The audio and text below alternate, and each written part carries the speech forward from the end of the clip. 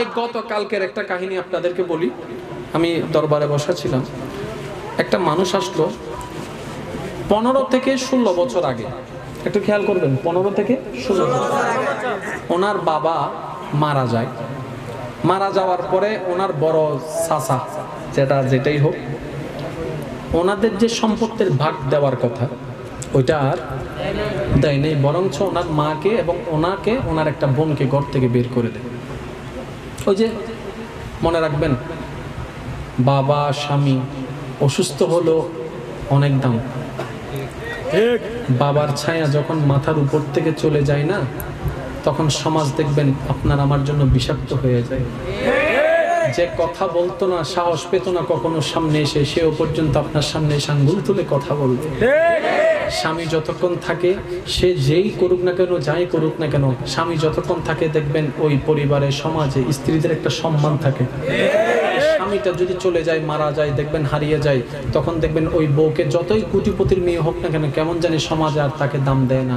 সেজন্য আর রিজালু কাওয়ামুনা আলান নিসা, এটা রবের ফরমান। সেজন্য আমি অনুরোধ জানাবো, বাবা যদি ল্যাংড়াও হয়, প্যারালাইসিসও হয়, অনেক কোটি টাকা দামি, অনেক কোটি টাকা দামি। স্বামী যদি একদম মাজুরও হয়, অর্থ ইনকাম নাও করতে পারে, এটা অনেক দামি, এটাকে সম্মান দিবেন। স্বামীর কর্তব্য স্ত্রীকে ভালোবাসা, স্ত্রীর কর্তব্য স্বামীকে সম্মান দেওয়া, সন্তানের কর্তব্য মা বাবাকে সেবা দেওয়া। আল্লাহ সবাইকে কবুল করুক। আমার কথায় কোনো কষ্ট পেয়েছেন? যেটা বাস্তব সেটা বলতে হবে। এখানে অনেক বাপহারা সন্তান আছে না নাই? এক সময় যারা কথা বলতো না, তারাও আজকে চিল্লে কথা বলে।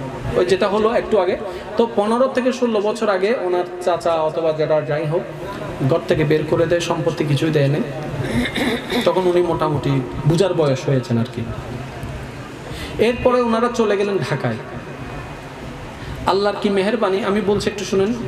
কেউ না থাকলে আমরা একটা কথা বলি, যার কেউ নাই। এবার দেখেন, মাকে নিয়ে উনি চলে গেলেন, ছোট বোন না, মোটামুটি বয়স হয়েছে বুঝার। এবার ঢাকায় যাবার পরে সাইদাবাদের ওইখানে বাস কাউন্টার থেকে নামার সময় একজন মধ্যবয়স্ক মোটামুটি ওনার সাথে একটা মানুষের সাথে দেখা হয়। তো ওনাদের গাড়ি ভাড়াটাও তেমন ছিল না। তো বাস থেকে নামার পরে ওই ব্যক্তিটা চিন্তা করলেন, আমি যদি কোনো একটা কুলির কাজ করি এখন, তাহলে কিছুটা টাকা তো পাবো। কিছু টাকা পেলে আমার মাকে, আমার বোনকে কিছুটা তো খাওয়াইতে পারবো।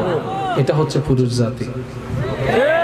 নিজের চিন্তা করে না, পরিবারের মুখে খাবার তুলে দেওয়ার জন্য দিন রাত পরিশ্রম করে। আমার প্রবাসী ভাইদেরকে একটু দেখেন না, দেশের মায়া ছেড়ে বিদেশের পাড়ি দিয়েছে, দিন রাত পরিশ্রম